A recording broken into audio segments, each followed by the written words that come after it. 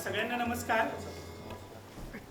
आज 5 नोव्हेंबर जागतिक रंगभूमी दिन आणि या निमित्ताने नाटकाची कार्यशाळा ते नाट्य महोत्सव असा एक कार्यक्रम या ठिकाणी ऑर्गनाइज केलेला आहे। नुकतंच 1 नोव्हेंबरला शहीद डॉक्टर नरेंद्र दाभोळकर यांची जयंती पण झाली, त्यांचा जन्मदिवस झाला आणि त्याच सप्ताहात हा कार्यक्रम होतोय।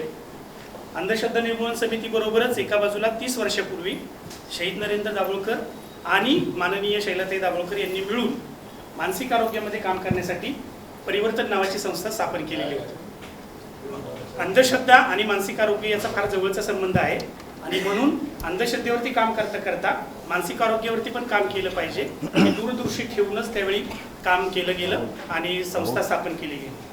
परिवर्तन संस्थेमार्फत वेगळ्या मानसिक आजारावरती काम केलं जातं, व्यसनमुक्ती केंद्र चालवलं जातं। आता सध्या सातारा, त्याचबरोबर पुणे आणि तेजपूरला आसाममध्ये हे काम चालतं। त्यातलाच एक भाग म्हणजे मानसिक आजाराबद्दल मोठ्या प्रमाणात भेदभाव आणि कलंक आहे आणि भेदभाव आणि कलंक जर आपल्याला मिटवायचा असेल तर त्याच्यावरती एक महत्त्वाचा काम आपल्याला करावं लागतं, ते म्हणजे लोकजागृती। आणि लोकजागृतीसाठीच मग मानसरंग हा प्रकल्प सुरू झाला आणि त्या मानसरंग प्रकल्पाच्या अंतर्गतच आजचा हा नाट्य महोत्सव या ठिकाणी साजरा होतोय। खरं तर डॉक्टर शहीद नरेंद्र दाभोळकरांना पण हे अभिवादन आहे।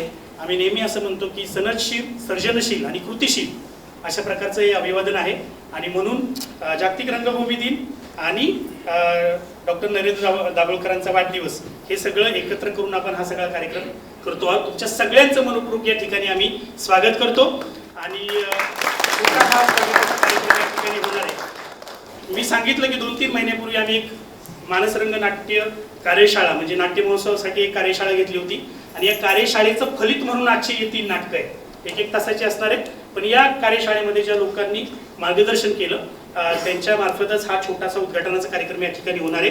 मी विनंती करतो, आपल्याला डॉक्टर मोहन आगाशे सर या ठिकाणी आलेले आहेत। आपल्याला त्यांचं अभिनय क्षेत्रातलं, चित्रपट क्षेत्रातलं, नाट्य क्षेत्रातलं काम खूप उत्तुंग आणि आपल्याला माहिती आहे। मानसिक आरोग्य क्षेत्रात सुद्धा सरांचं खूप मोठं काम आहे आणि या सगळ्या नटांचं ट्रेनिंग करण्यासाठी सर आलेले होते। मी त्यांना विनंती करतो की त्यांनी स्टेजवरती यावं। आपण सगळ्यांनी टाळ्या।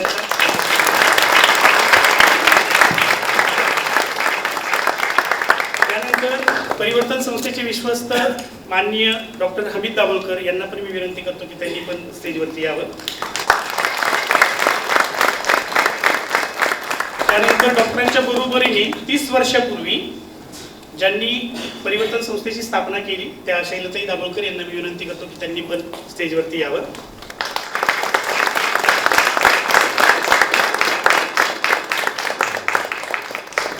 नाट्य क्षेत्रातले अत्यंत महत्त्वाचं नाव आणि नाट्य क्षेत्रामध्ये ज्यांचं नाव आदराने घेतलं जातं आणि या महोत्सवासाठी जी तयारी केली त्याच्यामध्ये अत्यंत महत्त्वाच्या ट्रेनिंग देण्याचं काम किंवा ज्याला आपण म्हणतो त्यातल्या खाचा खोचा सांगण्याचं काम आणि नाटक जे आता तुम्हाला छान दिसणार आहे त्याच्या पाठीमागे अनेक लोकांचं सहभाग आहे। त्यातलेच आमचे राजीव नाईक सर, त्यांना मी विनंती करतो की त्यांनी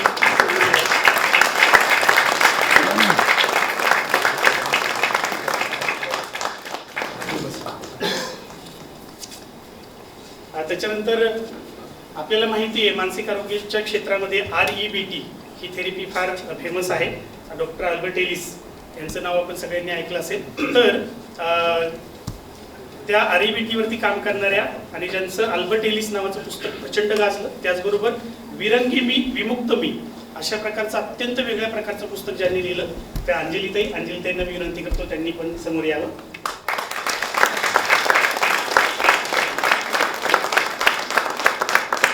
हे सगळं घडवून आणण्यामध्ये आपल्याला माहिती आहे आमच्या सगळ्यांच्या पाठीमागे असणारा ऊर्जेचा धबधबा आणि प्रचंड सर्जनशील व्यक्ती ते म्हणजे प्रसिद्ध नाट्य दिग्दर्शक अतुल दादा।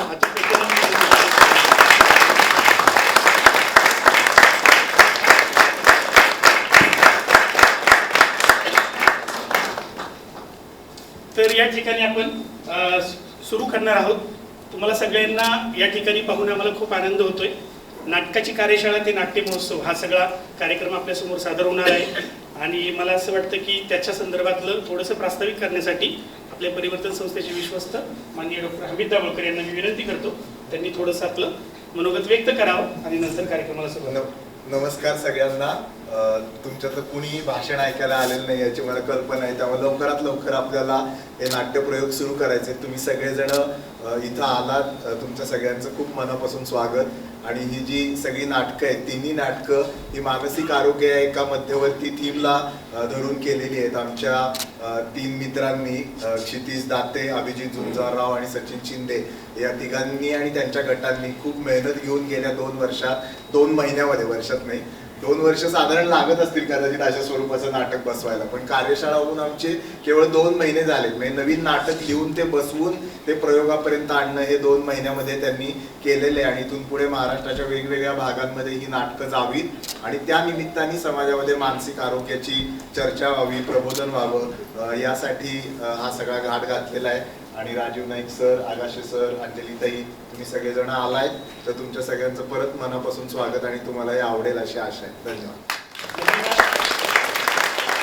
यानंतर मी मानसरंग संकल्पना ज्यांच्या डोक्यातून आली आणि हे सगळं साकार होते त्यातून पेठेंना विनंती करतो त्यांनी बोलू शकतो. सर्वप्रथम आज 5 नोव्हेंबर मराठी रंगभूमी दिन आहे, तर त्या निमित्तानं सगळ्यांना खूप सदिच्छा आणि खूप आनंद होतोय, कारण मराठी रंगभूमीला आज 179 वर्ष इतकी आज होत आहेत. आणि प्रदीर्घ परंपरा असताना या परंपरेतलं एक नवं पाऊल आज या निमित्तानं एक छोटं पाऊल आहे ते टाकायचा आपण प्रयत्न करतो. अशा पद्धतीचे अनेक उपक्रम या आधी मराठी रंगभूमीवर झालेले आहेत.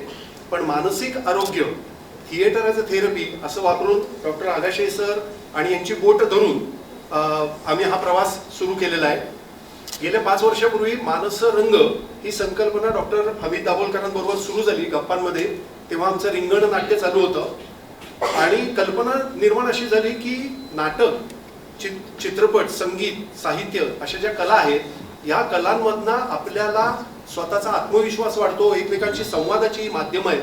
तर हे संवादाचं माध्यम जर आपण मानसिक आजारासाठी वापरलं, मानसिक आजाराचे जे कारण, परिणाम आणि उपाय आहेत हे लोकांना सांगण्यासाठी वापरलं, संवाद साधला, संवादाचं माध्यम म्हणून नाटक वापरलं तर काय होईल, असा उपयोग आम्ही आणि राजू इनामदार जे आहेत त्यांनी आरोग्य संवादामध्ये याआधी केलेला होता. महाराष्ट्रभर आमचे आरोग्य संवाद मेळावे त्यावेळेस झालेले होते. त्याचंच एक पुढचं पाऊल म्हणून मानसिक आजार आणि आरोग्य, कारण आरोग्याची संकल्पना इतकी विस्तृत आहे की ज्या समाजाचं आर्थिक, सामाजिक, राजकीय, सांस्कृतिक, मानसिक जे संपन्न असेल, जो समाज समृद्ध असेल तो एका अर्थाने समृद्ध समाज समजला जातो. त्यालाच आपण विकासाची एका अर्थाने कल्पना म्हणतो, हे आपण सगळे जाणतोच. माझे काही तरुण मित्र आहेत त्यांच्यासाठी हे मी बोलत आहे. तर नाटकाच्या द्वारे आम्हाला काही करता येईल का असा विचार त्याच्यात सुरू झालेला असताना 3 वर्षाचा हा प्रकल्प आहे. हे पहिलंच वर्ष आहे. आम्हाला कल्पना आहे की आमच्या हातनं काही चुकाही राहतील तर ते आम्ही पुढच्या वर्षी सुधारू. 3 वर्षात 9 दिग्दर्शक आम्ही निवडणार आहोत. त्या दिग्दर्शकांच्या स्वतःच्या नाटकाच्या संस्था असतील, त्यांना आम्ही 4-4 महिन्याचा कालावधी दिलेला आहे. आम्ही आत्ताची जी कार्यशाळा घेतली होती 1-2 महिन्यापूर्वी, त्याच्यात डॉक्टर चंद्रशेखर पणसळकर, अंजलीताई, डॉक्टर मोहन आगाशे आणि या सगळ्या प्रकल्पामध्ये आमच्या बरोबरीने जे आधारस्तंभ राहिले ते आमचे राजीव नाईक. तर या सगळ्यांनी आमचा हा एक छोटासा प्रयत्न आहे, तो प्रयत्न आवडला आणि लोकांपर्यंत पोहोचला, त्याचे प्रयोग झाले. कारण हे गट नंतर पुढे जाऊन नाटक करणार आहेत. हे जे तिन्ही दिग्दर्शक आहेत त्यांना मी इथे स्टेजवर बोलवतो. क्षितिज दाते,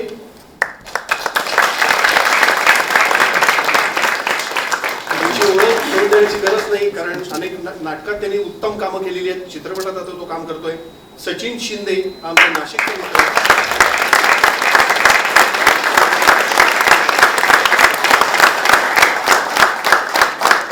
दत्ता पाटील आहेत, त्याचे लेखक इथे आहेत. श्रीपाद, अभिजित,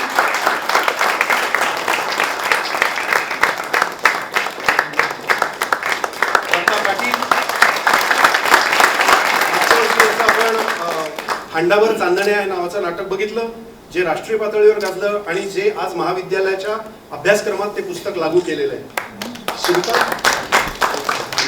श्रीपाद देशपांडे हे अभिजितच्या नाटकाचे, पहिल्याच नाटकाचे लेखक आहेत.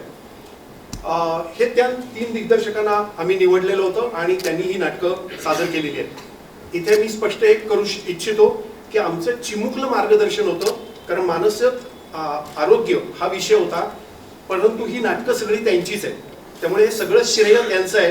काही राहिलं असेल तर ते आमचं आहे. तर त्यामुळे आम्हाला त्यांना त्यांच्याबरोबर काम करताना खूप आनंद झाला.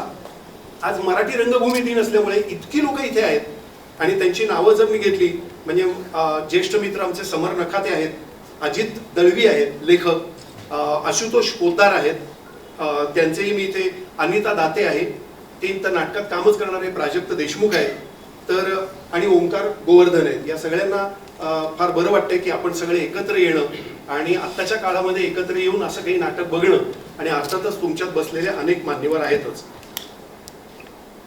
आता मी आजचा प्रोग्राम सांगतो. हा उद्घाटनाचा कार्यक्रम संपला की पहिलं नाटक होईल. पहिलं नाटक 1 तास 5 मिनिटं ते 10 मिनिटाचं आहे. त्याच्यानंतर अर्ध्या तासाचा मध्यंतर आहे. त्याच्यामध्ये तुम्ही बाहेर जाऊ शकता, चहा पिऊ शकता. तिथे एक स्टॉल आहे. तो स्टॉल आमच्याकडनं आजारातनं बरे झालेले काही जे आमचे मित्र आहेत त्यांनीच तो लावलेला आहे. त्यामुळे तिथे चहा पाणी खाण्याचे आहे, तिथे टी शर्ट्स मिळतील, ते तुम्ही विकत घेऊ शकता जेणेकरून ते त्यांना मदत होऊ शकते. त्याच्यानंतर दुसरं नाटक होईल न केलेल्या नोंदी. पहिलं नाटक आहे कल्याणचं रंगीत संगीत गोंधळ इंटरवल, त्याच्यानंतर न केलेल्या नोंदी, त्याच्यानंतर अर्ध्या तासाचा इंटरवल, त्याच्यानंतर नाशिकचं नाटक तो राजहंस एक, त्याच्यानंतर इंटरवल असणार नाही. या तीनही दिग्दर्शकांबरोबर आपण एक अर्धा पाऊण तासाच्या गप्पा मारणार आहोत आणि आपला आजचा हा महोत्सव इथे थांबेल, म्हणजे संपेल, आणि मग पुढच्या वर्षीची आपण वाट बघू. मी मोहन आगाशांना विनंती करतो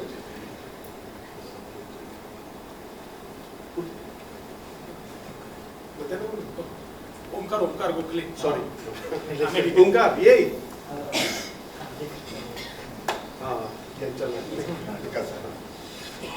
मी डॉक्टर आगाशे यांना विनंती करतो की त्यांनी 2 शब्द बोलावेत. हे सगळे मित्र आहेत आमचे आणि पहिल्यांदा सांगितलं मी की बोलायची वेळ झाला पण नाही. पण एक गोष्ट मला फार महत्वाची लक्षात आलेली मला अलीकडे लक्षात आलं की पूर्वी ज्या गोष्टी न सांगता समजायच्या त्या आता सांगितल्याशिवाय समजायच्या, म्हणून हा उपयोग करायला. खरं म्हणून ही गोष्ट ही अनुभवाची गोष्ट आहे, ती काय शरीरासाठी नाही. पण पूर्वीची आपली शिक्षण पद्धती वेगळी होती, आत्ताची वेगळी. आत्ता आपण अनेक वर्ष झाली शाळेत जाऊन फक्त पाठ्यपुस्तकातलं शिकतो आणि संविधानाचा फारसा वापर करत नाही. त्यामुळे काय बघायचं, कसं ऐकायचं यातनं आपल्याकडून पोचत नाही. मग त्या शब्दाने सांगलं. पूर्वी प्रेमसुद्धा न सांगता कळायचं, हल्ली दिवसातनं 3 वेळा सांगलं. आणि असा अनुभव म्हणून हा करावा लागला होता. तर याच्यामुळे निदान आपण सजग होऊन आपल्याला या जगात पाठवलं ना, जो कोण त्याचा निर्माता आहे त्यांनी 5 अँटिना लावून पाठवले. त्याला आपण ज्ञानेंद्रिय म्हणतो.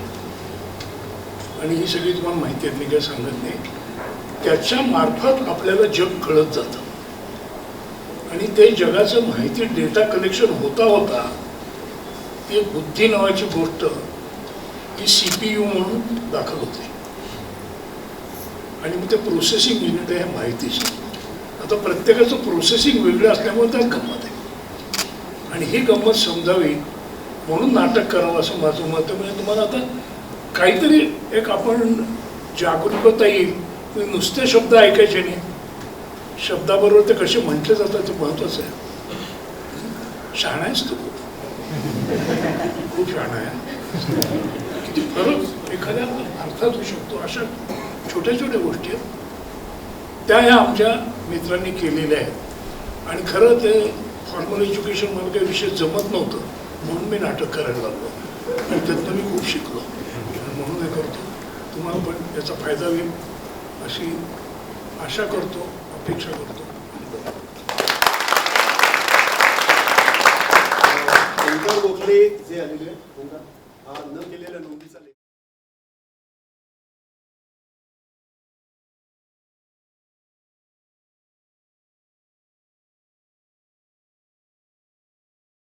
इथे आले.